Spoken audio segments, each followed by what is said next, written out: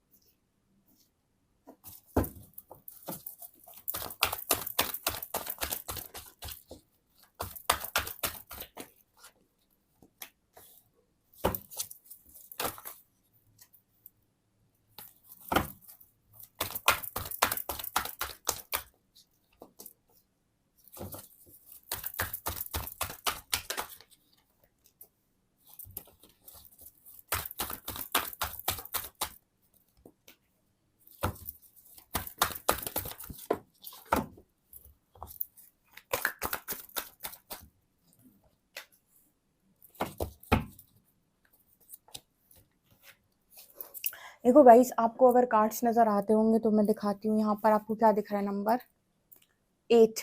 Okay, यहाँ पर भी दोनों नंबर्स हैं 8 एंड 8। ओके, तो सबसे पहले तो क्या नज़र आ रहा है? सबसे पहले तो ये नज़र आ रहा है कि डियर, आपके पर्सन की लाइफ के अंदर कर्मा की एनर्जी बहुत स्ट्रांग है। 8 नंबर कर्मा का है, शनि का है, शनि का ईयर है। इस वक्त आपके पर्सन की हालत है बहुत खस्ता। और यकीन करिए, जिन लोगों ने भी कनेक्शन में अपने पार्टनर को चीट किया है, धोखा दिया है, आप में से जिनके भी पार्टनर ने ये किया है और इंटेंशनली किया है, ठीक है, जिस इंटेंशन के साथ किया है उसी इंटेंशन के साथ लौट रहा है, बहुत गंदा। और जितना किया है उतना ही लौट रहा है और उससे ज़्यादा ही लौटेगा, ठीक है ना। यहाँ पर 8 नंबर की एनर्जी है।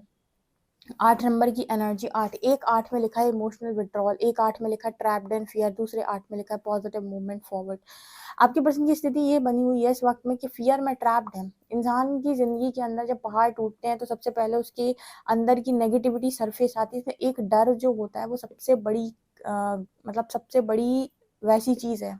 डर से इंसान बहुत, उसकी स्थिति बहुत बुरी हो जाती है जब उसे डर लगना शुरू होता है कि कहीं मेरे राज ना खुल जाए, कहीं मेरे पत्ते ना खुल जाए, कहीं मुझे कोई पकड़ ना ले, कहीं मेरे हस्बैंड को पता ना चल जाए, कहीं मेरी वाइफ को पता ना चल जाए, कहीं मेरे पेरेंट्स को पता ना चल जाए मेरे कर्मों के बारे में।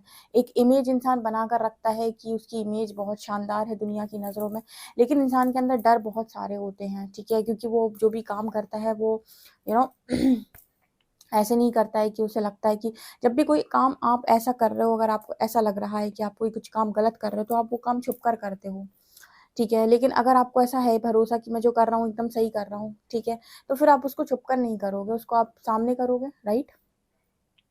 आपके पर्सन के अंदर के फियर बाहर आ रहे हैं, ठीक है। और आपके पर्सन बहुत, स्थिति इनकी बहुत बुरी हुई है, डरी हुई है, लाइक मतलब डरे हुए हैं आपके पार्टनर बहुत ज़्यादा। स्थिति इतनी बुरी है कि इतना ज़्यादा इस पर्सन को डर लगता है कि माफ़ी मांगते भी इस पर्सन के हाथ कँपकपाते हैं कि मतलब कैसे माफ़ी मांगी जाए, किस मुंह से माफ़ी मांगी जाए, बिकॉज स्थिति अभी इस वक्त में बहुत बुरी है। इमोशनल विड्रॉल की एनर्जी दिखा रही है कि आपके जो पार्टनर हैं वो हाथ जोड़ के परमात्मा से माफ़ी मांग रहे हैं कि इनको इस डर से बाहर निकालें, इनसे गलतियां हो गई।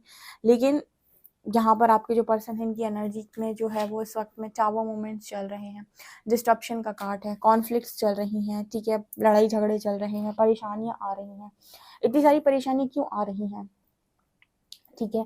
यहाँ फाउंडेशन एंड अचीवमेंट का कार्ड है। देखो आपके कनेक्शन में थर्ड पार्टी भी इन्वॉल्व है। थर्ड पार्टी मुझे यहाँ पर फैमिली नज़र आ रही है, आपके पर्सन की फैमिली हो सकती है, ठीक है। और आपके जो पर्सन हैं ये अपनी फैमिली पर कोई भी आँच नहीं आने देना चाहते। ये नहीं चाहते कि इनके फैमिली में किसी पर भी कोई यू नो और किसी के साथ भी कुछ हो या किसी को भी कुछ गलत फेस करना पड़े, ठीक है। अब मैं यहाँ पर एक मैसेज मेरे को मिल रहा है कि आपके जो पार्टनर है इनको डर क्यों है अपनी फैमिली को लेकर या किसी भी चीज़ को लेकर।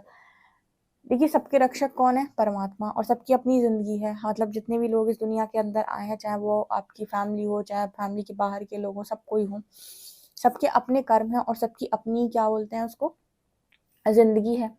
कोई किसी के कर्मों का मोहताज यहाँ पर नहीं है। तो आपके पार्टनर को डर इस बात का लग रहा है कि कहीं ना कहीं इनकी फैमिली पर कोई आँच ना आए, बिकॉज आपके पर्सन से गलती हुई है। अब यहाँ पर ऐसा मैसेज निकल कर आ रहा है कि एक शरीर है आपका, एक बॉडी है, ठीक है। बॉडी में अगर कहीं पर मान लीजिए आपको इस सर पे चोट लग गई कलाई में, ठीक है। अब चोट तो आपके हाथ पर लगी हुई है, ठीक है, कलाई पर लगी हुई है, लेकिन जो पेन है वो पूरी बॉडी में होगा, यानी दर्द तो पूरी बॉडी महसूस करेगी, राइट। उसी तरीके से आपको बॉडी में कहीं पर भी चोट लग जाए, चाहे पैर में लगे, चाहे हाथ में लगे, चाहे मुंह में लगे, ठीक है, कहीं पर भी लगे, आपकी बॉडी, पूरी बॉडी उस दर्द को झेलेगी, यानी कि पूरे बॉडी में उस चीज़ का पेन होगा, राइट। उसी तरीके से फैमिली अगर है उसमें बहुत सारे लोग रह रहे हैं, तो गलती फैमिली में किसी से भी हो, उसका जो रिजल्ट है वो तो सबके ऊपर पड़ता है। यानी आपके बच्चे हैं, आपके पेरेंट्स हैं, आपके आपके स्पाउस हैं, या फिर आपके फैमिली में जो लोग भी हैं, ठीक है। मतलब गलती कोई एक करेगा लेकिन उसकी जो बेसिकली उसका जो प्रभाव है वो सबके ऊपर पड़ेगा, राइट। तो आपके पर्सन से जो कुछ भी गलतियां हुई हैं, जिनकी माफिया भी ये मांग रहे हैं, जिनके लिए भी इस पर्सन ने हाथ जोड़ रखे हैं, आप देख सकते हैं इस पर्सन ने हाथ जोड़ रखे हैं, जिन चीज़ों की भी माफ़ी जैसे ये पर्सन मांग रहे हैं, उन चीज़ों का जो प्रभाव है ये पर्सन चाहते हैं कि इनकी फैमिली के ऊपर बिल्कुल भी ना पड़े। ये नहीं चाहते अपनी फैमिली को परेशान देखना, ठीक है। कोई भी नहीं चाहता है बेसिकली अपनी फैमिली को परेशान देखना। कोई नहीं चाहता है कि उसकी फैमिली के ऊपर तो मतलब उसकी फैमिली को कोई कुछ बोले, उसकी फैमिली पर कोई आँच आए, उसकी फैमिली को कोई बुरा भला बोले, कोई भी नहीं चाहता है, ठीक है। आपके पर्सन चाहते हैं कि आपके पर्सन के कर्मों का प्रभाव उनकी फैमिली के ऊपर ना पड़े, ठीक है। और यहाँ पर ये फैमिली मुझे थर्ड पार्टी नज़र आती है। अब देखिए यहाँ पर ऐसा है, इसको ऐसे समझने जाते हैं, मान लीजिए आपके पर्सन से आपका कनेक्शन तोड़वाने में, ठीक है, इस फैमिली का हाथ हो, ठीक है। यानी कि मतलब एक होता है कि आपकी फैमिली ने कुछ नहीं किया, एक होता है कि उन्होंने साम दाम दंड भेद इस्तेमाल किया और आपको इस पर्सन से अलग किया, ठीक है। एक होता है कि आपके फैमिली वालों ने, आपके पेरेंट्स, आपके पार्टनर की फैमिली वालों ने कुछ नहीं किया, वो समय का ही खेल था या नियति कह लो, ठीक है। एक होता है कि किसी ने मन बनाया कि मुझे तो भाई रिश्ता तोड़वाना ही है। जैसे मेरे पास जो व्यूअर्स आते हैं पर्सनल रीडिंग में, वो कहते हैं ब्लैक मैजिक हुआ है, मैनिपुलेट किया गया है मेरे हस्बैंड को, मेरी वाइफ को मेरे खिलाफ, ठीक है। तो यहाँ पर किसी ने इंटेंशनली रिश्ता तोड़ने की कोशिश की है, किसी ने इंटेंशनली ऐसे कर्म करने की कोशिश की है कनेक्शन में, जहाँ पर आपके और आपके पर्सन के बीच में दूरियां आ जाएं और आप और आपके पर्सन अलग अलग हो जाएं। ऐसी सिचुएशन में आपके पर्सन के ऊपर जो भी सिचुएशन आएगी या फिर उनके ऊपर जो कुछ भी होगा, उसका प्रभाव उनके फैमिली पर पड़ेगा ही पड़ेगा, क्योंकि ये लोग वो थे जिन्होंने आपके पर्सन का रिश्ता तोड़वाया है आपसे, ठीक है। और इसको ऐसे नहीं कि ये डिवाइन इंटरवेंशन के थ्रू हुआ है, परमात्मा की इच्छा के थ्रू हुआ है, नहीं, इंटेंशनली तोड़वाया गया है, साम दाम दंड भेद का इस्तेमाल करके तोड़वाया गया है, ब्लैक मैजिक का यूज़ करके तोड़वाया गया है। तो जब भी आपके पर्सन की लाइफ के अंदर प्रॉब्लम्स क्रिएट होंगी, जिसने भी ये काम किए होंगे उस पर प्रभाव पड़ेगा, ठीक है, जिसने भी इस तरीके की चीज़ें की होंगी। तो यहाँ पर वो फाउंडेशन अचीवमेंट्स का कार्ड दिखा रहा है कि कहीं ना कहीं जो फैमिली है, अगर किसी फैमिली वाले ने इंटेंशनली आपका और आपका पर्सन का कनेक्शन तोड़ने की कोशिश की थी, तो आपके पर्सन का जो भी अभी आपके पर्सन को हर्जाना भुगतना पड़ रहा है, या कर्मा जो कुछ भी उनके ऊपर आया है, इस कर्म का प्रभाव के उनकी फैमिली पर भी मुझे नज़र आ रहा है, ठीक है। तो इंटेंशनली किए हुए काम तकलीफ देते हैं। अगर आपने अनइंटेंशनली किया है या फिर आपका इंटेंशन ये नहीं था, किसी को आपको तकलीफ नहीं पहुंचानी थी, या फिर परमात्मा देखता है, मैं हमेशा बोलती हूँ ना कि उसने देखा है कि आप किस नियत के साथ काम कर रहे हो। काम करना तो मतलब सभी काम करते हैं इस दुनिया के अंदर, ठीक है, लेकिन इंटेंशन जज होते हैं। कर्म आपको इंटेंशंस के अकॉर्डिंग मिलता है। एक छोटे से एग्जाम्पल से समझाती हूँ। मान लीजिए एक 5 महीने का बच्चा, 5 महीने का नहीं, आप ऐसे समझ लीजिए कि मान लीजिए एक 2 साल का बच्चा है, ठीक है, और एक 20 साल का लड़का है। एक 2 साल का लड़का है, एक 20 साल का लड़का है, एक 2 साल का बच्चा है, एक 20 साल का बच्चा है, ठीक है, ऐसे समझिए। 2 साल का बच्चा है, माँ की गोद में खेल रहा है, उसने गुस्से में आके माँ को थप्पड़ लगा दिए, ठीक है, और गुस्से में माँ के बाल खींच दिए, ठीक है, ये एक डिफरेंट केस है। यहीं पर 20 साल का लड़का है, उसने आकर गुस्से में आकर माँ को थप्पड़ लगा दी और माँ के बाल खींच दिए। इन दोनों बातों में बहुत अंतर है। वो जो 2 साल का बच्चा है, उसे कोई कर्मा टच नहीं करेगा, उसके ऊपर कोई कर्म का प्रभाव नहीं है। लेकिन जो 20 साल का बच्चा है, उसको कर्मा बहुत गंदा हिट करेगा, ठीक है, और उसे उसकी सजा भी मिलेगी। अब यहाँ पर इसका मतलब क्या हुआ कि जो छोटा वाला बच्चा था ना, उसे कोई ज्ञान नहीं था, उसे कोई समझ नहीं थी, उसने कोई भी काम इंटेंशन के साथ नहीं किए, उसको कोई भी ज्ञान नहीं है, बच्चा है वो, उसे कुछ समझ में नहीं आता है, तो उसने जो कुछ भी किया वो अज्ञानता पूर्वक किया, यानी कि उसे उस चीज की नॉलेज नहीं थी और उसका इंटेंशन माँ को हर्ट करने का नहीं था, उसे गुस्सा आ रहा था और गुस्से में बच्चे जिद्दी हो जाते, ठीक है, सो उसको कर्म नहीं छुएगा। लेकिन यहीं पर वो 20 ईयर का लड़का जो है, वो गुस्से में कोई भी काम नहीं, मतलब वो उसने जो कुछ भी किया वो इंटेंशनली किया, ठीक है। वो जो कोई भी काम कर रहा है, 20 साल के बच्चे को ज्ञान होता है, उसे पता है अच्छा क्या है बुरा क्या है। वो जो कोई भी काम करेगा या उसने जो कुछ भी किया वो उसके कर्म के अंतर्गत आता है। इसलिए मैं हमेशा कहती हूँ कि काम सेम है, दोनों ही बच्चों ने एक ही जैसा काम किया, लेकिन दोनों में से एक को कर्मा मिलेगा, एक को नहीं मिलेगा, क्योंकि इंटेंशंस यहाँ पर मैटर कर रहे हैं। क्योंकि यहाँ पर मैटर कर रहा है कि व्यक्ति ने जानबूझकर चीजें की हैं। एक ने अज्ञानतापूर्ण तरीके से किया, उसे ज्ञान नहीं था, एक ने सब कुछ जानते बूझते भी किया है, ठीक है। सो आप समझ गए, कर्मा आपको ऐसे नहीं मिलता कि आपने कोई काम किया और किसी दूसरे ने वो काम किया, तो काम करने पर आपको कर्मा मिलता है। उस काम को आपने किस नियत के साथ किया या फिर आपके इंटेंशन क्या थे उसको करते वक्त, वो जज होते हैं, ठीक है, उसके अकॉर्डिंग कर्मा मिलता है। तो यहाँ पर वही एनर्जी निकल कर आ रही है कि फैमिली में आपके पार्टनर के साथ जिन्होंने भी ये हरकत की है, ठीक है, वो इसके लपेटे में ज़रूर हैं। आपके पर्सन को इतना इमोशनल लॉस हो चुका है, इतनी इमोशनल फीलिंग्स पर्सन की हर्ट है कि ये पर्सन पॉजिटिव डायरेक्शन में कैसे मूव करें, ठीक है, या मतलब पॉजिटिव डायरेक्शन में ये पर्सन कैसे जाएं। बहुत कोशिश करते हैं मन में पॉजिटिविटी रखने की, बहुत कोशिश करते हैं कि मन से अच्छे विचार आए, सकारात्मक विचार आए, लेकिन जैसे इस पर्सन को तकलीफ होती है ये पर्सन नहीं हैंडल कर पाते हैं। जैसे इस पर्सन को तकलीफ होती है, बुरा लगता है, दर्द होता है, ये पर्सन हैंडल नहीं कर पाते हैं, राइट। यहाँ पर रेस्ट एंड रेजुविनेट का भी कार्ड है।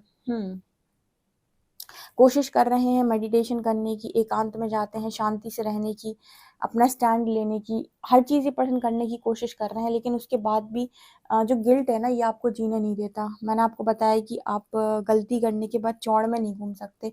आप भले ही दूसरों को दिखाते रहो कि मेरी कोई गलती नहीं है, लेकिन अंदर का जो गिल्ट है या जो तकलीफ है वो आपको बहुत ज़्यादा परेशान करती है, एंड कहीं ना कहीं आपको ऐसा फील होता है कि मुझे ये नहीं करना चाहिए था, एटलीस्ट मुझे ये नहीं करना चाहिए था, काश मैंने ये नहीं किया होता। सो गिल्ट आपको कहीं ना कहीं जीने नहीं देता है। सो वो एनर्जी मेरे को यहाँ पर नज़र आ रही है कि गिल्ट कहीं ना कहीं इस पर्सन के अंदर बहुत ज़्यादा है, जिसकी वजह से इमोशनली ड्रेन्ड होते जाते हैं। इमोशनल लॉस यहाँ पर मेरे को फील हो रहा है। ओके, यस,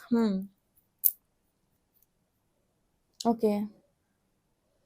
और यहाँ पर डिस्ट्रप्शन की भी एनर्जी है, सो दुनिया भी हिली हुई है, ठीक है, दुनिया में भी जो भी चीज़ें हैं वो भी सही नहीं चल रही हैं। और अपने लिए क्या ही स्टैंड ले कोई व्यक्ति, जब उसने सही किया हो तो वो अपने लिए स्टैंड ले, अपनी बात परमात्मा को रखे, लोगों को रखे, लेकिन जब उसने खुद ही गलत किया है या खुद ही गलत करके बैठा है तो वो अपना स्टैंड नहीं ले पाएगा। उसके अंदर गिल्ट है, उसके अंदर डर है, उसके अंदर ये है कि मेरे राज ना खुल जाए, तो वो अपने लिए स्टैंड भी नहीं ले पाता है। तो ये चीज़ भी मेरे को यहाँ पर नज़र आ रही है।